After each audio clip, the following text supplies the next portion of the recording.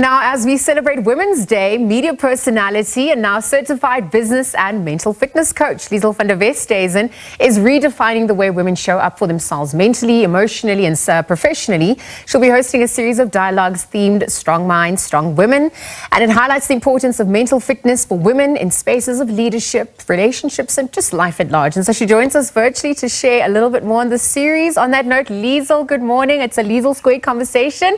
Thank you for your time at this hour. Congrats. Good morning, Liezel, and happy Women's Day. Scary stat I read this morning, and I just said to a colleague at work, we're all up so early on a Saturday, that 50% of women by the end of 2025 are going to suffer from burnout. South African leaders, South African women. There's two of us on this conversation, so it could be either one of us. Oof. I mean, it's scary stats. And so obviously now in line with what you've achieved through your certification and given your own journey as a media personality and business, person as well. Perhaps share briefly how you became a certified business and mental coach and also the need for women to redefine and help show up for themselves a little bit better, given this alarming stat as well. And the scary thing is I was at a series of the talks this week, and I was sharing my journey starting in media and how social media and the media would take things like my hands or my weight or my voice or my English accent, my Afrikaans pronunciations, and they just run with these horrible stories. And then it would go further to when I was doing Ironman, people would go, but you're so slow, why are you doing it? And we already have that inner dialogue with ourselves every single day. And I think as women, it's even more amplified. Now you've got media saying that to you. You're looking at media images where it says women should look a certain way, we should act a certain way. So, and we've got social media going at us. So we've got a lot of voices going the whole time. And I just realized that at first I thought there was something wrong with me, and then I started working with my own coach, and I realized how to stop those external voices and those external factors, and then just learn to quiet that internal voice or call it out every time it judges yourself, because we all do that. The minute we wake up in the morning, we look in the mirror and we go, oh, my hair doesn't look great, I don't look great, I don't look like everyone else, and we start to judge ourselves from the first thing in the morning till the last thing at night. Yeah. So as women, we don't take enough time to just sit back, have a moment. Even if you think of yourself this morning, you were up at 2:30 getting ready for work. Do you remember brushing your teeth? We all do it, but we're so busy thinking of the day ahead that we forget what it feels like just to feel those bristles on your teeth. Yeah. And it's about just getting present. You don't have to meditate. You don't have to spend hours taking those moments for yourself, just little breaks throughout the day. And Liezel, I want to get onto that because, so these are tools that you're obviously advocating for and that you're going to empower, people with. But time is such a scarce commodity, right? So how does one intentionally carve out time to strengthen your mental agility, to make time to hear your own voice? Yes, it's not what we're called, it's what we answer to. But there's so many things that are calling us, and demanding our attention. Family, friends, there's work, there's society. What are those practical steps? Where do you begin?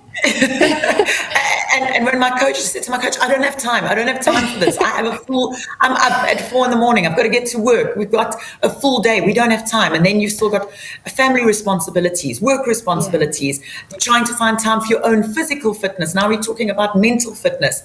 And as I said to you earlier, do you remember brushing your teeth this morning, or were you already in work mode?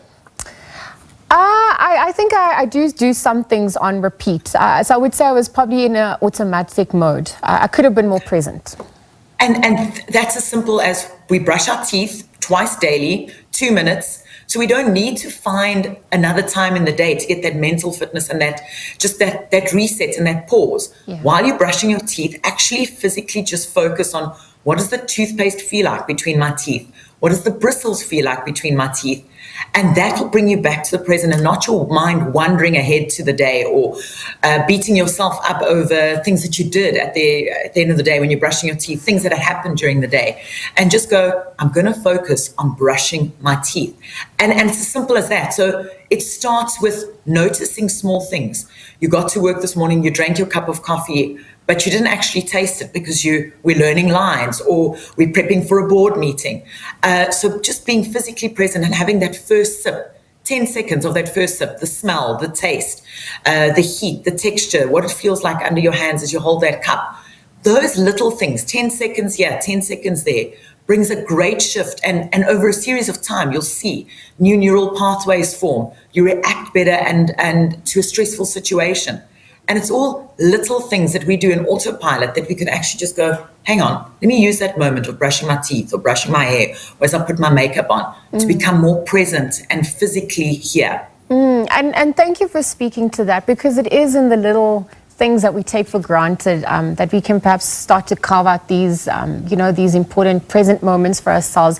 What are the ripple effects then, right? Because beyond these tools, there's diet, there's, as you mentioned, exercise, there's also maybe a social media detox that needs to happen. But when you center your life based on the tools that you're going to be offering through the series, I mean, where's that also happening? But also as that becomes the center, tell us what those ripple effects look like and how we unlearn some of those behaviors.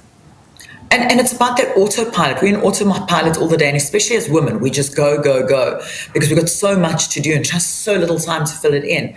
So just becoming present and doing those 2 exercises, you're brushing your teeth in the morning, brushing in the afternoon, or tasting your food for 10 seconds over a period of time. And you can even time yourself from today and in 6 weeks. If you continuously do it, and don't beat yourself up if you don't do it every day, it's okay. It's about blameless discernment. We are all not perfect.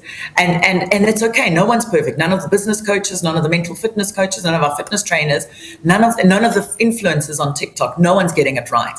But you need to get it right for yourself. So if it's one day in a week that you manage to remember to brush your teeth, feel the brushes of your toothbrush on your teeth, and being fully present. And the next week it's 2 sessions, and the following week, and it builds on and has this ripple effect. But what you don't see is what actually is happening in your brain. It's your response time to a stressful situation. You know those days where everything seems to go wrong? You knock your car, or you can't find your gym shoes, your gym bag's not ready, the kids are late for school, they don't have their lunch boxes ready, you overslept, the alarm didn't go off, you were late for a board meeting, and it just ripples. And at the end of the day, you come home and you take it out on the dog, or you shout at your partner, but not for anything that they did. It was that whole stressful moment. Yeah. And we didn't take a day, or 10 seconds to just breathe and reset. Same as when we charge our mobile phones. We charge our phones 2-3 times a day, but we don't have a 10-second, 20-second recharge in our day. So it's just about having resets, 30-second resets, 10-second resets. Liezel, let me wrap up. In 30 seconds, tell me, what does Women's Day mean for you? I think Women's Day is just an incredible celebration where we can talk out. Let's vocalize burnout. Let's vocalize those tough conversations we're having in the boardrooms. Let's, as women who've been in the industry for a long time, let's look out for those younger generation and teach them the lessons that we learned about burnout, about overworking and not putting ourselves first. So let's start that dialogue today. Yeah, well, absolutely. Thank you so much. Thank you for sharing those tools. It is about sending the elevator back down and obviously imparting that wisdom. And so as a certified business and mental fitness coach, Liezel van der Westhuizen now is using her influence and these tools to offer practical, research-based tools to help women quiet their inner critics and also just lead with confidence. Again, thank you to her for joining us on this Women's Day. Thank you, Liezel. Enjoy.